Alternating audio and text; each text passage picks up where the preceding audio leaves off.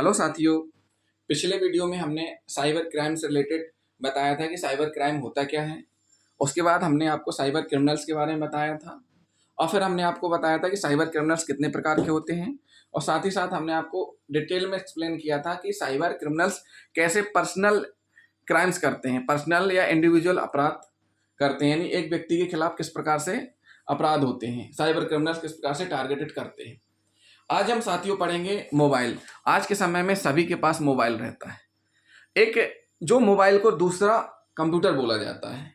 जैसे हम कह सकते हैं कि एक स्थान से दूसरे स्थान जब इंसान जाता है तो अपने साथ में एक मोबाइल लेके जा रहा है। तो ऐसे कौन कौन से इलेक्ट्रॉनिक डिवाइस हैं जिनको साथ में लेकर के जाते हैं, जैसे लैपटॉप हुआ, notebook, tablet, PC, mobile, internet device, cell phone, digital camera, smartphone, mobile, ये सारी की सारी चीजें इंसान क्या करता है, एक स्थान से दूसरे स्थान अपने साथ में लेकर के जा सकता है। और ये सभी जो भी पर्सन है उसके काम में बहुत सुविधा प्रदान करते हैं, बहुत ही महत्वपूर्ण रोल निभाते हैं एक पर्सन के काम में। जो भी डेली काम रहता है, ऑफिस का वर्क हो या कोई भी वर्क हो, इन सब में ये बहुत ही इंपॉर्टेंट रोल निभाते हैं।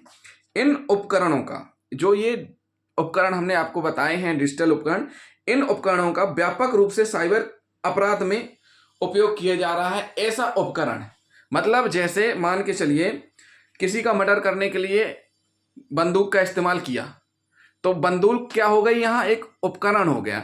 इसी प्रकार साइबर अपराध करने के लिए मोबाइल एक उपकरण है, यानी मोबाइल का उपयोग करके सीधे अपराध किया जा रहा है। जैसे बंदूक से गोली चलाई जाती है मर्डर करने के लिए या कोई अपराध करने के लिए, तो वैसे ही मोबाइल का यूज किया जाता है साइबर अपराध करने के लिए, या डिजिटल जो भी डिवाइस है उनका उपयोग किया जाता है। क्योंकि ये जो उपकरण हैं ये पोर्टेबल हैं और साथ ही साथ एक सस्ता विकल्प है कंप्यूटर का। जो मोबाइल है, कंप्यूटर खरीदेंगे महंगा पड़ेगा, तो मोबाइल क्या है, एक सस्ता विकल्प है और सस्ते कम रेट में मिल जाता है। और जो भी साइबर क्रिमिनल्स हैं वो करते क्या हैं, वे व्यक्तिगत संचार के उपकरण में काम करते हैं और उनका पता लगाना मुश्किल होता है। जो क्रिमिनल्स रहते हैं ये ऐसे उपकरण या ऐसे टूल्स का यूज करते हैं जो व्यक्तिगत काम में होते हैं, जैसे मोबाइल हुआ, टैबलेट हुए, इनका यूज करते हैं। क्यों? क्योंकि इन उपकरणों में काम करते समय उनका पता लगाना मुश्किल होता है। उनके पास कंप्यूटर सिस्टम के बराबर क्षमताएं होती हैं। जो ये मोबाइल और लैपटॉप, टैबलेट ये यूज करते हैं उनकी क्षमता इतनी होती है जितनी कि कंप्यूटर की होती है। जैसे प्रोसेसिंग स्पीड बहुत तेज रहती है, इनबिल्ट कैमरा रहता है और वॉइस रिकॉर्डर बहुत अच्छा रहता है, वीडियो रिकॉर्डर, स्टोरेज के लिए मेमोरी और पर्याप्त बैकअप होता है। जो भी क्रिमिनल्स रहते हैं इनके पास ये सारी चीज़ें होती हैं। और जब ये इंटरनेट से जुड़ते हैं तो इंटरनेट से जुड़ने के बाद ये बहुत ही बहुमूल्य जानकारी प्राप्त करने के लिए क्या करते हैं, जीपीएस सुविधा प्रदान करते हैं। कई सिम स्लॉट प्रावधान होते हैं इनके, और इन सब का उपयोग ये लोग करते हैं और साथ ही साथ सॉफ्टवेयर के साथ ये जुड़ जाते हैं। इंटरनेट से कनेक्ट होने पर ये उपकरण ईसीडी के समान व्यवहार करते हैं। मतलब ईसीडी मतलब होता है इलेक्ट्रॉनिक कम्युनिकेशन डिवाइस, इसके बारे में हम आपको अलग से बताएंगे। यानी ये साइबर अपराध करने के लिए जो भी जिसको टारगेट कर सकते हैं उसमें इन जो मोबाइल है इनका ऐसा उपकरण के रूप में उपयोग करते हैं। तो साथियों सबसे पहले हमने आपको बता दिया मोबाइल के बारे में, किस प्रकार से मोबाइल का मिसयूज होता है और किस प्रकार से साइबर क्रिमिनल मोबाइल का यूज करते हैं। तो साथियों अब हम आपको बताने जा रहे हैं कि मोबाइल, अगर आप मोबाइल से रिलेटेड कौन कौन से ऐसे ऑफेंस होते हैं। तो सबसे पहले हम जान लेते हैं, अगर आपका मोबाइल थेफ्ट हो जाए, यानी मोबाइल चोरी हो गया, आप कहीं जा रहे थे, आपका मोबाइल किसी ने चुरा लिया या किसी ने छुड़ा लिया, लूट लिया, जो भी हो गया, आपके हाथ से मोबाइल दूसरे हाथ में लग गया। अब वो जो पर्सन है वो उसका किस तरीके से यूज करता है ये हम आपको बताएंगे। तो सबसे पहले कह सकते हैं कि जो भी मोबाइल है, मोबाइल से जो इंपॉर्टेंट जानकारी रहती है उसके हाथ लग जाएगी। उसमें जो एसएमएस आए हुए हैं या उसमें जो कॉन्टैक्ट नंबर हैं वो उसके हाथ लग जाएंगे। साथ ही साथ वो परिचितों को कॉल करने लगेगा और परिचितों को कॉल करके वो बताएगा कि मैं अपने फला का दोस्त हूँ, या जानकारी लगने पर, और वो इमरजेंसी के लिए मुझे इतने रुपए चाहिए, एक्सीडेंट हो गया है या ये नंबर है। इस प्रकार से भी वो करते हैं, जैसे कि फेसबुक वगैरह में भी यूज हुआ था इन सारी चीज़ों का। और साथ ही साथ मोबाइल आपका बेच देगा। सामने वाला क्या करेगा, मोबाइल आपका चुराया या लूट किया, उसका अंदर का मटेरियल चेंज करके उसको बेच दिया तो उसको रुपए भी मिल गए। तो ये भी एक प्रकार से साइबर क्राइम ही है कि मतलब जो क्रिमिनल्स है उसको इन्फॉर्मेशन भी मिल गई और ये मोबाइल भी बेच दिया तो वित्तीय रुपए भी मिल गए, धन की प्राप्ति भी हो गई। फिर हम साथियों पढ़ेंगे एसएमएस रिलेटेड क्राइम। देखिए आपके मोबाइल में आए दिन हजारों मैसेज आते हैं, सभी के मोबाइलों में आते हैं, तो वो मैसेज किस प्रकार के होते हैं, कैसे उनका मिसयूज होता है, ये हम बताएंगे, किस तरीके से क्रिमिनल इनका यूज कर लेते हैं। तो SMS phishing, S M phishing का मतलब क्या होता है? जैसे फिशिंग मतलब जब हम मछली पकड़ते हैं तो हम दाना डालते हैं, खाना डालते हैं तो मछलियां आ जाती हैं, तो वही फिशिंग का मतलब एक प्रकार से जाल में अपने फंसाना। तो ये एसएमएस के जरिए धोखा देते हैं, जिससे उनका निजी डाटा उजागर हो जाता है। कौन कौन से धोखा देते हैं? लॉटरी के मैसेज करना कि दोस्तों आपकी इतने लाख रुपए की लॉटरी लग गई है। बहुत से लोग, ये शुरू शुरू में चला था, बहुत से लोग जब तक रुपए देते रहते हैं, जब तक कि भाई वो कहते हैं कि 10 लाख की लॉटरी लगी है, आपको इसके लिए आपको 10% जमा करना पड़ेगा पहले। तो सामने वाला 10% जमा खुद करता है प्लस उधार लेके करता है, और जब तक करता जाता है जब तक उसको रुपए मिलने बंद नहीं हो जाते। जब वो उसको उधार मिलने बंद हो जाते हैं तो थक हार के परेशान हो जाता है, जिनसे उधार लिए हैं वो परेशान करने लगते हैं, फिर आके अपने घर में बताते हैं, और घर में बताते हैं फिर जाके वो थाने में कंप्लेन करते हैं। तो जब तक तो वो अपना खाता नंबर लगा करके वो लोकेशन सब कुछ चेंज कर चुके होते हैं, ऐसी स्थिति में उनको पकड़ना बहुत मुश्किल होता है। तो साथियों अलर्ट रहें, एकदम से लखपति करोड़पति बनने के सपने ना सोचें। अगर ऐसे मैसेज आ रहे हैं तो उनसे जरूर सावधान रहें। मैसेज भेजकर, इसी में एक प्रकार से ऐसा मैसेज भी चला है बीच में कि लोग मैसेज भेजकर अपने बैंक खाते या क्रेडिट कार्ड का विवरण अपडेट करने के लिए बोलते हैं, और कहते हैं अगर आपने अपने बैंक खाते, क्रेडिट कार्ड, डेबिट कार्ड का विवरण अपडेट नहीं किया तो आपका बैंक खाता निष्क्रिय हो जाएगा, बंद हो जाएगा।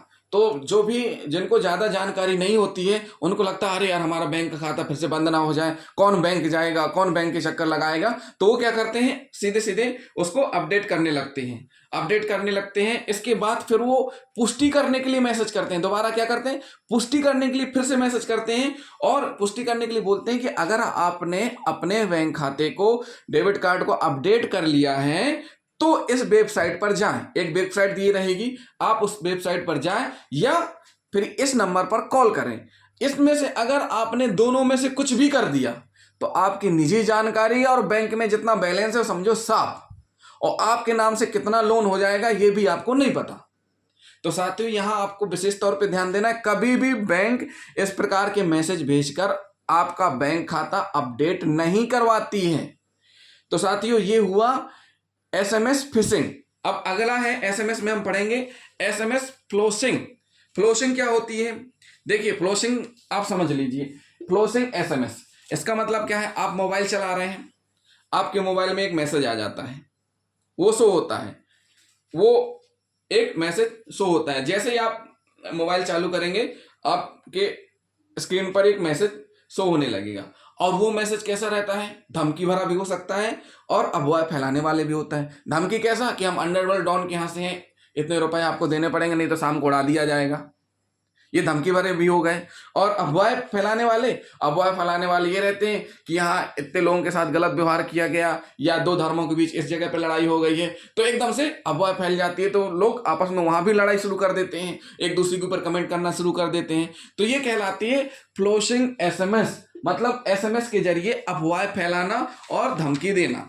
फिर साथियों इसमें दिया हुआ है अल्टरिंग डेट इन एसएमएस, मतलब एसएमएस में तारीख बदलना, संदेश समय को बदलकर पिछली तारीख या बाद की तारीख वाले एसएमएस भेजने से है। मतलब कोई भी एसएमएस है, इंपोर्टेंट है, तो उसकी जानकारी निकलवाने के लिए कोई भी मैसेज है उसकी डेट और टाइम चेंज करके वापस भेजना, जिससे वो लगे कि अरे फिर से मैसेज आ गया, ये तो हम पूरा कर चुके थे, तो वो फिर उस मैसेज को फॉलो करके अपनी व्यक्तिगत जानकारी दे देता है। तो ये क्यों किया जाता है? ये इसलिए किया जाता है अल्टरनेटिंग, ताकि नकली परिदृश्य बने और अराजकता फैले, मतलब एक डुप्लीकेसी तैयार हो जाए कि वो लगने लगे कि नहीं ये ओरिजिनल है, लेकिन ये ओरिजिनल नहीं है।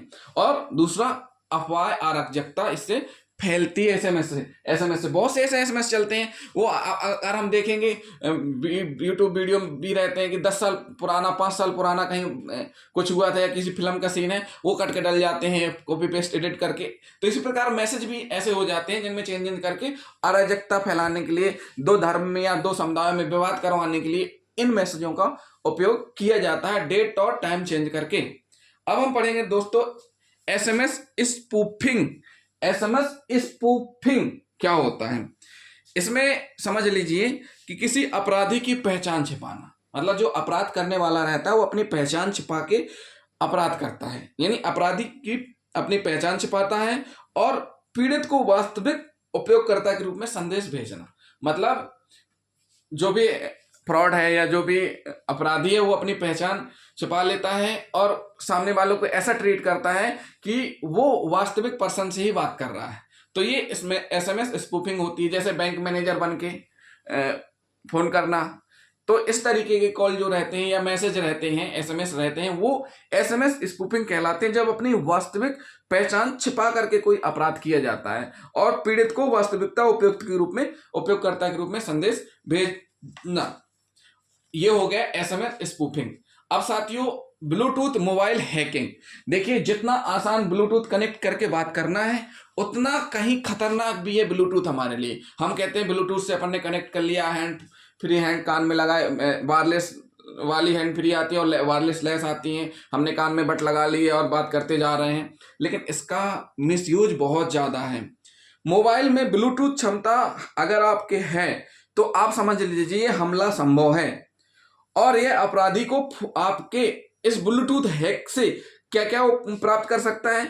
आपकी फोन बुक यानी जितने भी आपके नंबर है वो प्राप्त कर सकता है, एसएमएस प्राप्त कर सकता है, कॉल रजिस्टर तक पहुंचने में सक्षम है और साथ ही साथ ये क्या करते हैं दोस्तों कि मोबाइल हैंडसेट को रिमोट कंट्रोल के रूप में भी संभव कर सकते हैं। मतलब दूसरे के हाथ में रिमोट हो जाता है कि आपका मोबाइल दूसरा चला रहा है। ब्लूटूथ हैकिंग मतलब बहुत ही खतरनाक है। जिनके मोबाइल में ब्लूटूथ की क्षमता अधिक है उनके मोबाइलों में हैकिंग अगर हो जाती है तो आपके फोन कॉल तक, रजिस्टर तक, कॉल रजिस्टर तक, एसएमएस तक पहुंच जाते हैं और साथ ही साथ आपके क्या करते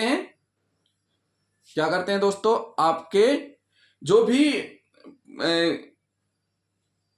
डाटा रहते हैं, पर्सनल जानकारी रहते हैं, उसको वो अपने पास ले लेते हैं, प्राप्त कर लेते हैं। जैसे रिमोट है आपके पास, आप कहीं बैठे हैं और रिमोट बैठे बैठे व्यक्ति चलाता है तो ऐसा रिमोट काम करने लगता है आपको मोबाइल। उसके बाद साथियों हम पढ़ेंगे सिम कार्ड क्लोनिंग क्या होती है। सिम कार्ड क्लोनिंग से मतलब होता है वैसी ही एक कॉपी बना लेना। सिम कार्ड क्लोनिंग मतलब सिम कार्ड से कनेक्ट करने का प्रयास और उसकी डुप्लीकेट कॉपी या उसकी छवि इमेज बनाना। आपके मोबाइल का जो सिम कार्ड रहता है उसको हैक करके उसकी डुप्लीकेट कॉपी बनाना और उसका फिर उपयोग करना। आपके जहाँ जहाँ नंबर फैला हुआ है या जहाँ बैंक में या पर्सनल चीज़ों में इस नंबर का उपयोग करके भी साइबर क्रिमिनल्स डाटा चुरा लेते हैं और फिर उनका उपयोग करते हैं। अब बात करती है एमएमएस क्राइम। देखिए एमएमएस क्राइम मतलब मल्टीमीडिया मैसेजिंग सर्विस। सबसे पहले ये देख लीजिए, ये सबसे खतरनाक होता है मोबाइल में एमएमएस क्राइम। आए दिन हम सुनते रहते हैं, अखबार में आता है कि एमएमएस बन गया, एमएमएस वायरल हो गया। तो ये कैसे होता है? इसमें फ्रॉड के साथ साथ छेड़छाड़ भी शामिल है। इसमें घोटाला तो होता है ये, लेकिन छेड़छाड़ भी शामिल है। घोटालों के मामले में अपराधी मोबाइल से दूसरे की जो भी जानकारी है वो प्राप्त करते हैं। साथ ही साथ ये मोबाइल का कैमरा कैसे उपयोग करते हैं?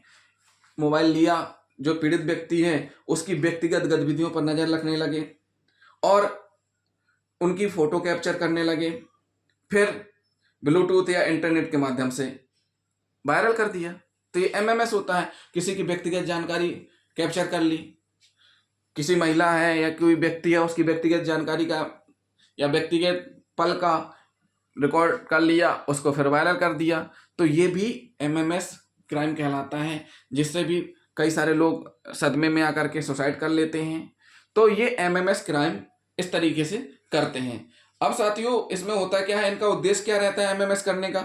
इनका उद्देश्य ये रहता है कि पीड़ित को बदनाम करना, इनका मेन इरादा रहता है, और वास्तविक तस्वीरों, असली सामग्री के साथ मार्क किया जाता है। एमएमएस के जरिए क्या रहता है, जो ओरिजिनल पिक्चर है ना उनको अश्लील पिक्चर के साथ मार्क कर दिया जाता है, फिर उसको वायरल कर दिया जाता है। ये भी एक प्रकार से बहुत खतरनाक क्राइम है।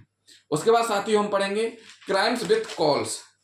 अब देखो साथियों, क्राइम विद कॉल ज़्यादा समझाने की हमें ज़रूरत नहीं पड़ेगी, हमने इतना आपको बताया है। आए दिन आपके पास कोई ना कोई फ्रॉड कॉल आता ही रहता है, और वो कहीं ना कहीं आपको किसी न किसी बहाने से, या तो आपका परिचित बोलेगा, आपके हम मामा बोल रहे हैं, आपके जीजा बोल रहे हैं, आपके भाई बोल रहे हैं, आपके बहनोई बोल रहे हैं, ऐसे बन करके आपसे जानकारी चुराते हैं और पैसा भी आपका ले लेते हैं। पैसा कैसे ले लेते हैं? आपको बोलेंगे कि आपके मामा बोल रहे हैं, आपको हम कुछ रुपए दे रहे हैं, आप हमारे रुपए ट्रांसफर कर दो दूसरे खाते में।